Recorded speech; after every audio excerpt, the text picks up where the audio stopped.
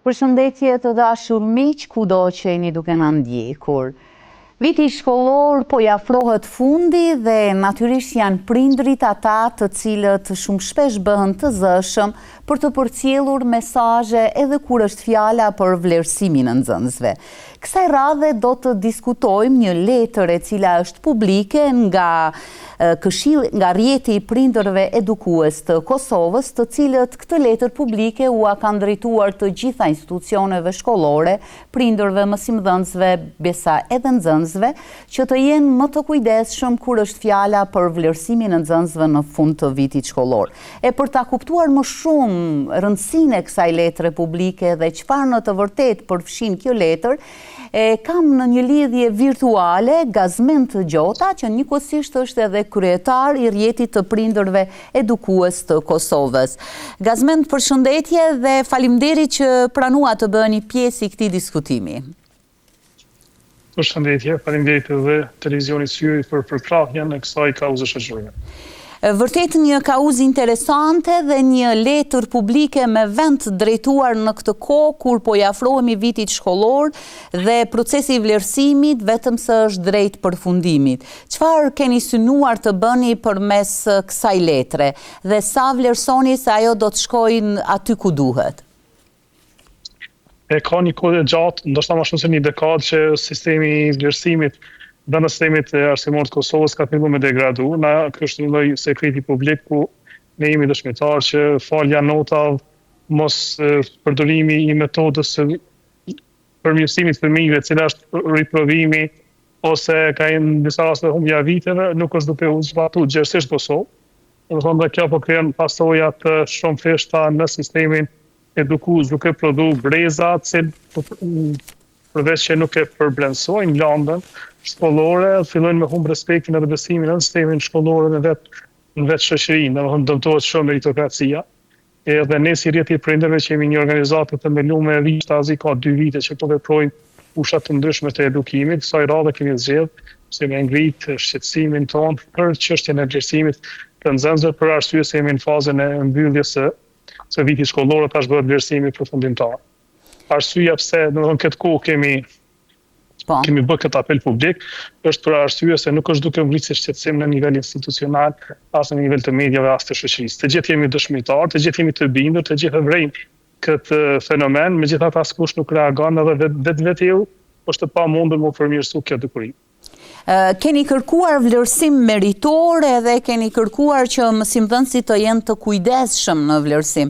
A do të thotë kjo se ka çalime në këtë drejtim? Ju keni fakte dhe argumente që mësimdhënësit nuk kanë vlerësuar në mënyrë meritore nxënësit? Po, domethënë na kemi fakte, na ka një numër të madh shkollave që i përcjellim. Domethënë ndoshta gjatë shumicës vitit deri këtë vit, një pjesë e madhe e nxënësve të Kosovës në ato shkolla ku ka vlerësim të drejtë kanë nota të dobta. Edhe është e habitshme se si gjithë ato nota të dobta për gjithë vitin, domethënë moment brenda një javës, një muaji ndërtet që ti këtë suksesi që është e pamundshme praktikisht. Edhe me metodat dhe rekomandimet ose me metrikat që udhëzimi administrativ për vlerësimin e nxënësve i ka, pothuajse gati është e pamundur të pas rezultat kaq të mirë, domethënë në 1/5 e vitit shkollor. Domethënë nëse 4/5 e saj kanë qenë me vlerësimet negative, kushtimisht nota 1 që është sistemin e arsimit parauniversitar si nota minimale. Gjithë pranisha, për një javë ose për një muaj bëhen nota kaluese dhe të gjithë nxënësit pothuajse po kalojnë. Edhe në rastet kur futen në riprovim, është një numër shumë i vogël i nxënësve që futen në riprovim dhe ata kalojnë pa dëshmi konkrete për përmirësim për real të suksesit të tyre. Për te kësaj, domethënë është edhe që nxënësit të cilët as nuk mësojnë, nuk arrin të përvetsojnë lëndën, ata në shumë raste janë edhe nxënës që kanë mungesa të shumta, janë nxënës që kanë edhe sjellje të dëmshme, janë nxënës të cilët e kanë humbur respektin edhe për mësimdhënësit, e kanë humbur respektin edhe për bashkëmoshatarët. Ata nesër do të jenë të rriturit e rit, domethënë kësaj shoqërie, të cilët nuk do ta respektojnë domethënë meritokracinë, nesër ata kanë qenë shërbys publik, domethënë kanë përfunduar shërbime publike, nesër ata kanë qenë infermier, mjek, zyrtar komunal. Domethënë kanë qenë persona që kanë futur në tregun e punës, por që kanë qenë të paaft edhe jo ose mosbesues në vlerat e përbashkëta që na i ndërtojmë si shoqëri. Gjithashtu keni vënë theksin edhe te presionet e prindërve, gjë që është folur shumë shpesh që prindërit janë ata që bëjnë presione në adresë të mësimdhënësve kur është fjala te suksesi përfundimtar i nxënësve, sidomos për klasat fillore, aty ku nisin më shumë ndoshta ato kërkesat e prindërve për sukses të shkëlqyer. Është zakonisht burimi kryesor është presioni i prindërve që bëhet drejt mësimdhënësve. Ne kemi shumë raste që drejtorat e shkollave dëshirojnë cilësi, dëshirojnë vlerësim të drejtë, megjithatë presioni është në nivel të mësimdhënësit. Mësimdhënësit shpesh janë viktima ose të presionit ose të joshjes. Domethënë të dyja janë mekanizma që i shtyn në bënë një vlerësim, domethënë pozitiv, i cili në shumë raste si çdo me qenë i tillë. Edhe na për këtë arsye, domethënë si prind kemi bërë kërkesa edhe prindërve që domethënë ndalojnë të imponojnë ose të bëjnë këtë presion, edhe tek mësimdhënësit që në anën tjetër ata të jenë më rezistent ndaj cytjeve të prindërve, qofshin ato joshje, qofshin kërcënime, se të dyjat janë mënyrat në të cilat domethënë mësimdhënësve u kërkohet bëjnë vlerësim jo të drejtë. Në anën tjetër kemi bërë kërkesë edhe tek Ministria e Arsimit, Drejtoritë Komunale të Arsimit dhe Inspektorati i Arsimit që ta rrisin vëmendjen veçanërisht këtë komponentë që është shumë kritike dhe së mendjeshme. E keni kërku edhe fuqizimin e ripërsëritjes së vitit shkollor, diçka e cila kohëve të fundit nuk ka ndodhur shumë, si rezultati zbatueshmërisë kurrikulës që është në zbatim të shkollimit parauniversitar në Kosovë. Kjo duket sikur e ka penalizuar ndoshta këtë situatë që përsëritja e vitit ndoshta është një mësim për atë që vitin e ardhshëm të jetë më i kujdesshëm. Ne deri jam angazhuar vetë si prind në sistemin e edukimit, ky ka qenë një mit, kjo është një pavërtetë që autonozimi administrativ për vlerësim e mundson ripërsëritjen e vitit. Megjithatë kjo në praktikë nuk është duke ndodhur, domthonë për shkak që vetëm në një periudhë të caktuar ka qenë strategjia e arsimit mos me humb vitin. Domthonë kjo është bëu fjalë kryesisht për ciklin e klasën e parë deri në klasën e 5, megjithatë edhe në klasën e parë, në klasën e 5, në klasën e 6 deri në klasën e 9, dhe në shkollën e mesme mundën u vendosë, domethënë fëmijën në përsëritje të vitit nëse ata kanë më shumë se 4 respektivisht më shumë se 3 nota të dobta. Po ka disa shkolla që ne kemi pas monitorim që deri në këtë periudhë 70% e nxënësve mundin me pas më shumë se sa 2 ose 4 nota të dobta dhe në mënyrë kështu në thojza magjike gjithë ata përfundojnë edhe ndodh për shembull ndoshta prej 100-200 nxënësve me nota të dobta, 2-3 vetëm shkojnë në riprovim, sa me mbush atë normën statistikore që riprovimi është organizuar, ata kalojnë ose në riprovimin e parë ose në riprovimin e dytë.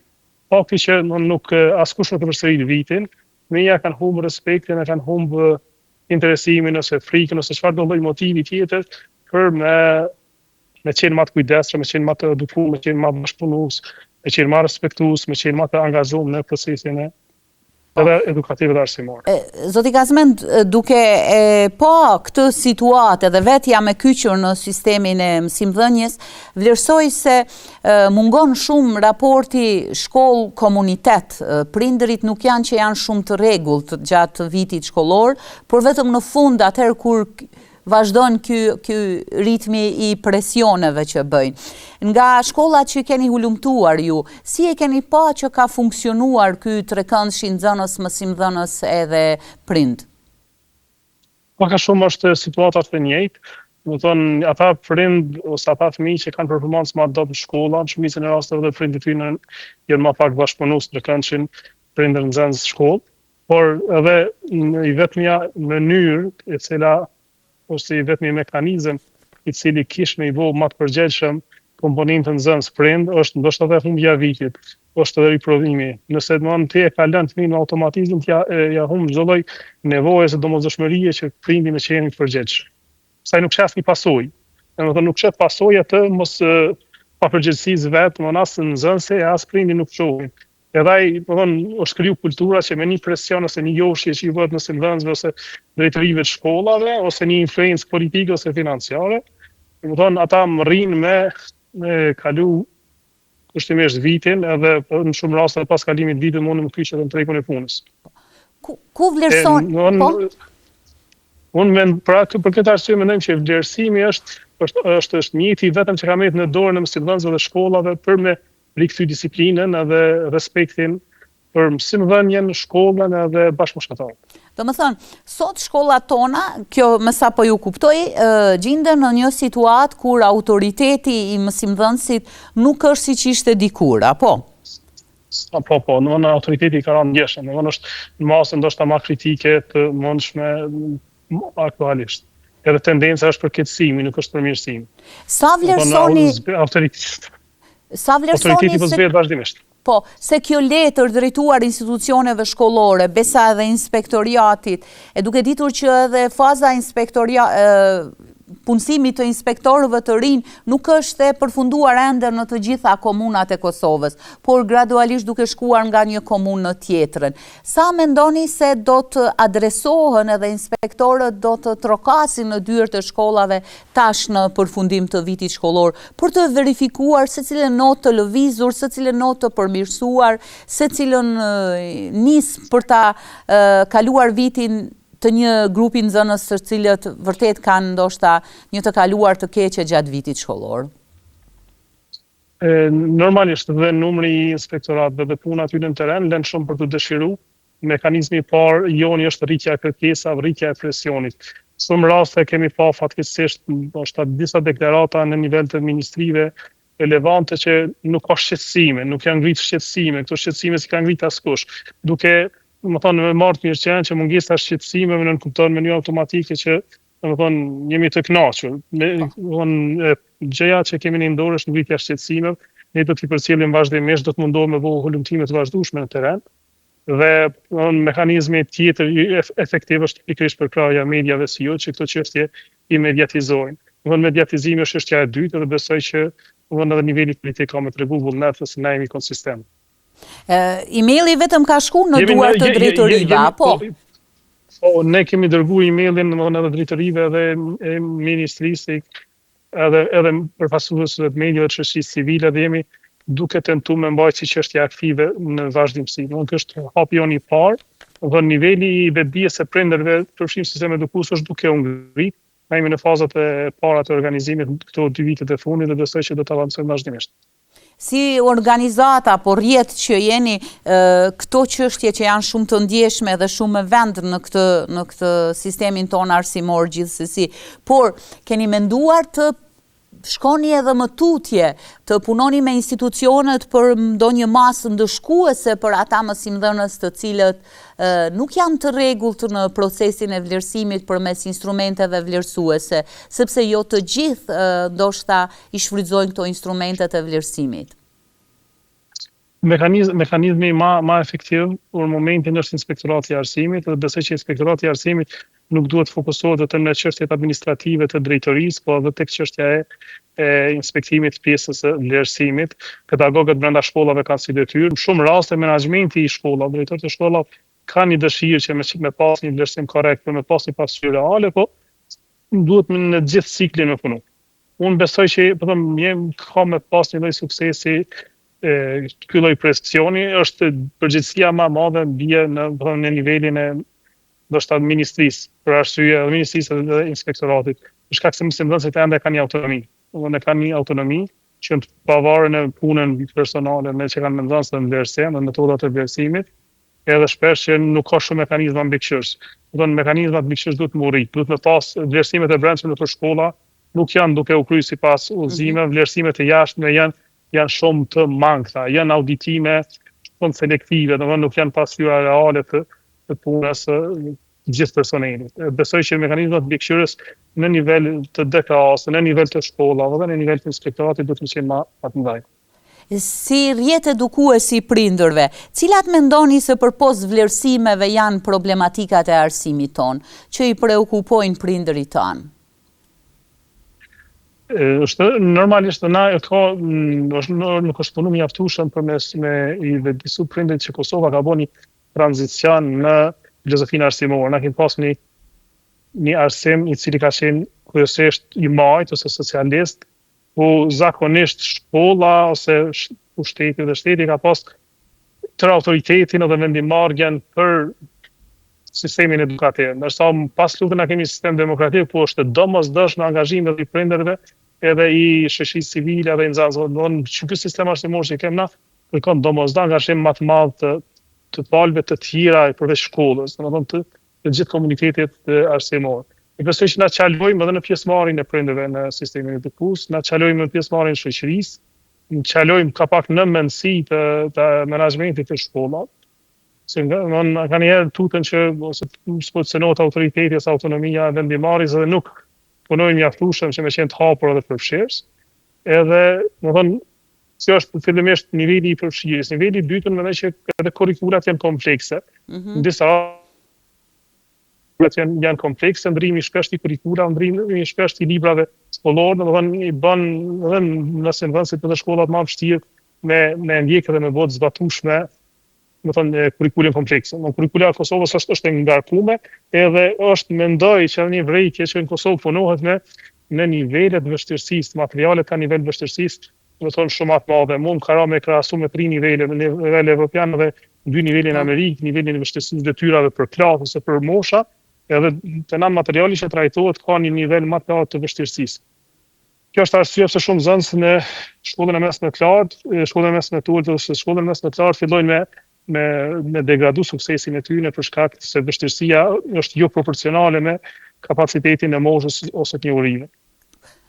Se sistemi jonë arsimor kërkon përfshirje më të madhe të prindërve, megjithatë prindërit nuk e kanë kapacitetin në material ose një lanë komplekse me trajtu. Aktualisht është i dizajnuar me përfshirje patjetër prindin, po prindi është jo kompetent. Edhe me pas vullnetin, se në shumë raste nuk e kanë ndoshta as vullnetin as kohën, po edhe me pas vullnetin me kohën, në disa raste nuk e kanë kapacitetin me qenë ndihmues për fëmijët e tyre, veçanërisht në landet që janë më komplekse, siç janë këto shkencat eksakte. Aktualisht jemi edhe në kohën e përgatitjeve për testin e klasëve të nënta, për testin e maturës shtetërore, për testin PISA, do më thonë 3 teste tjera për të cilat vitet e kaluara kishte vërejtje, mirë po duket sikur edhe si vjet do të shkojnë pothuajse njëjtë, nuk është ardhur ndonjë risi në këtë drejtim. Ka menduar rjeti i prindërve ndonjë të jetë i zëshëm edhe në këtë pikë? Po, na realisht kishim një hamendje, ata vendosim edhe testin e maturës dhe testin e arritshmërisë pjesë e kësaj vërejtje, po mendoj që ajo ka një natyrë edhe ma jo etike se sa këto tjera, se në testet e arritshmërisë dhe testet e maturës mund ta them me përgjegjësi dhe fatkeqësisht janë përfshime edhe vetë shkollat edhe në disa raste ka edhe drejtërit komunale i mbyllin syt për ta shfaqur një sukses artificialisht, të rrejshëm. Çdo shkollë synon ta ketë një mesatare më të lartë, çdo komunë synon ta ketë një mesatare më të lartë, edhe në shumicën e rasteve përfshihen vetëm mësimdhënësit në ndihmën në shumë shkolla që monitorimi i ministrisë edhe inspektorëve është i vogël, shumë raste ka shkolla ku mësimdhënësit përfshihen në ndihmën e nxënësve për me pas një sukses më të madh testin e arritshmërisë në testin e maturës. Mandej dihet botërisht që sot ka komunitete online që kanë një numër enorm të madh të nxënësve që veç se për çdo vit ata përgatiten për ta kopjuar, për ta kaluar testin e arritshmërisë në testin e maturës me kopjem. Këto na jemi tu kriju rezultate artificiale, të mira, cilat janë jo proporcionale me suksesin e përgjithshëm. Po besoj që ka me qenë çështja e radhës që do ta ngritim ndoshta pas javës që vjen. Ose si çështja ndarë, më thonë këtu ka një nivele politike lokale që janë të përfshira, që nuk është tek vlerësimi individual i nxënësve për gjatë pjesës vitit shkollor, ajo është zakonisht në nivel të mësimdhënësve dhe prindërve, ndërsa çështja e testit të arritshmërisë dhe testit maturës, këtu ka një përfshirje strukturore. Nuk ka të interesuar shoqëria, mendoj politika nuk është interesuar për vlerësime reale, por është interesuar për një rezultat të mirë i cili nuk është pasur reale. E fatkeqësisht as për testin PISA nuk është punu në rekomandimet që ka jep organizata për zhvillim dhe bashkëpunim ekonomik, OECD-a që është organizata e cila organizon testin PISA. Kur jemi te këto testet gazmet, natyrisht në fund të çdo përpilimi të testit, zyrtarët shtetëror, zyrtarët komunal thonë ishin testet e standardizume, ishin të mira sipas moshës së caktuar, e në anën tjetër nxënësit kur dalin nuk arrin t'i kuptojnë ato. Ku po qalojmë në këtë drejtim që po marrim rezultate të pakënaqshme ose të kënaqshme jo meritore? Një prej vrejtje që përmenda kur ndelihet me kurrikulën dhe hartimin ose minatimin e teksteve shkollore, niveli i vështirësisë së lëndës nuk është kriter. Edhe ka qenë një kulturë tek ne që unë mendoj që ka qenë disa avantazhe, shumë raste hartues të teksteve kanë qenë mësimdhënës, hartues të teksteve për ciklin ulët ose ciklin fillor të mesëm, kanë qenë profesora universitarë që të njëjtën logjik, sikur për studenta universitare ka vendosur edhe në disa tekste, domethënë që janë për arsimin para universitar. Domethënë niveli i vështirësisë, unë e kam krahasuar me disa sisteme edukative është dukshëm më kompleks, më i vështirë për moshën se sa. Pa në anën tjetër nganjëherë edhe kërkohen detale shumë. Domethënë ka raste kur testi bëhet i vështirë, edhe shumica e nxënësve nuk e kalojnë. Shumica e nxënësve nuk rrin me kalu, domethënë ajo fillon me demotivu, fillon me humb vetbesimin e nxënësve. Ndërsa testet testi i maturës dhe testi i arritshmërisë që është klasën e 9, janë teste jo reale që disa vjet. Domethënë për arsye se siç e përmenda më herët, këtu domethënë është etika dhe politika bën gabime shumë më të mëdha se sa në vlerësimin individual të mëdhënësve dhe të nxënësve. Këtu janë të përfshirë shumë raste, domethënë shkollat në mënyrë strukturuar, nganjëherë ka edhe komuna që mundohen me nxjerr rezultate artificialisht të larta. Ata i ndihmojnë vetë nxënësve me pas sukses sa më të lartë, që gjoja më jep një pasqyrë që X komuna, X shkolla, domethënë ka rezultat lartë. Atëherë në shumë raste këta mundohen me periudhë privilegje ose lehtësime për nxënësit e komuna ose shkollave të caktuara dhe në universitet, për arsye se një pjesë e madhe e programeve universitare në shkolla publike, në drejtime publike në universitet, nuk kanë teste vlerësuese, por mjaftojnë mbullimi i pikëve në mesatare e notës edhe në testin e maturës. Edhe në shumë raste sheh që komuna që përgjithsisht kanë arsim më të ulët ndodh që me qenë një kap shumicën e pozitave në universitet. Edhe kjo nuk është që nuk e paditën për institucionet tona, apo institucionet tona e heshtin. Për arsye të ndryshme, megjithatë nuk është adresuar. Testi i arritshmërisë, testi i maturës nuk janë vlerësime reale. E them me përgjegjësi, edhe nuk jam personi vetëm që e din, besoj këta e din një pjesë e madhe e njerëzve që janë përfshirë, por që kanë vendosur nga heshti. E të gjendur mes krejt këtyre rrethanave, a vlerësoni se duhet një reformim i mirë i këtyre testeve që të presim rezultate konform asaj që i përket moshës së klasëve të 9-ta dhe atyre të 12-ta? Unë po them mjafton si vlerësimi ndërkombëtar që në rangon në vendin e parafundit në gjitha ato shtete që janë përfshirë, që gjitha shtetet e botës janë përfshirë në testin PISA. Nëse kemi marrë një rezultat me 3 vlerësime, kjo tregon që për 10-12 vite nuk e kemi bën ndryshimin e duhur. Atëherë çka kërkohet që në reforma të jetë shumë e thellë, që në hartimin edhe kurrikulës edhe kritere për tekste shkollore përfshihen ekspert edhe të jepet kohë më e gjatë. Unë më ka rënë me përcjell disa raste procesin e miratimit të dërshkrimit ose teksteve të reja. Ajo bëhet në një periudhë shumë të ngushtë kohore, e cila është e pamundur me u vlerësuar gjithë ato tekste që prodhohen nga ajo trupë vlerësuese që aprovohet. Domethënë duhet me u prodhu tekste më pa gjatë edhe pas një periudhë shumë më gjatë të vlerësimit edhe me kritere udhëzimi shumë më specifik. Edhe nuk ka nevojë, ndoshta duhet me përzullu për 1 vit, 2 vite ose 3 vite edhe testin e arritshmërisë ose testin e maturës, ose me ul nivelin, në nivelin e vështirësisë, me ul që derisa të përmirësohen ose të analizohen gjitha defektet në sistem. Këtë vit, për shembull, testi i arritshmërisë ishte vendosur që vetëm 1 ditë të jetë, mos jetë 2 ditë sikurse ishte në vitet e shkuara. A konsideroni se është një lehtësi, kurse pse lëndët ishin të njëjta? Pyetjet janë prapërt komplekse, unë nuk besoj që është nga ndihmë e madhe, kjo është më tepër me lehtësu organizatorëve bare, aty që janë përfshirë në organizim, po jo shumë për nxënësit. Po.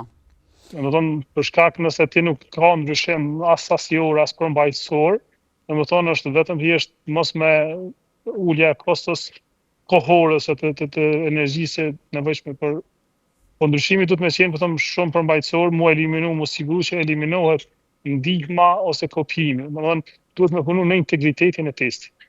Edhe nëse kushtimisht na kemi se kjo ka ndodhur unë mbaj mend fazat kur është pilotu mas pari me këto vlerësime, kur ka pas rezultat të përgjithshëm, ku mendoj që ka qenë integriteti shumë më i lartë se që është sot, kur ka pas rezultat përgjithshëm të dobët, është ul pragu i kalueshmërisë nga 50% 40% për shembull.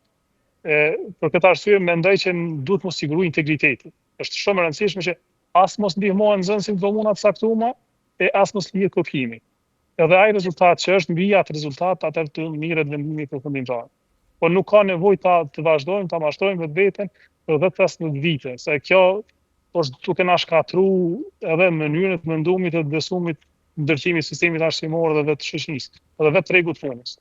Na krijojmë një shoqëri ku gjithmonë edhe për përballemi në treg pune, edhe në kontratë pune, edhe në vështirësi tregut punës, ta kemi tentuar me kopju, me prish integritetin, me marr merita me marr kreditin pa pas bazë.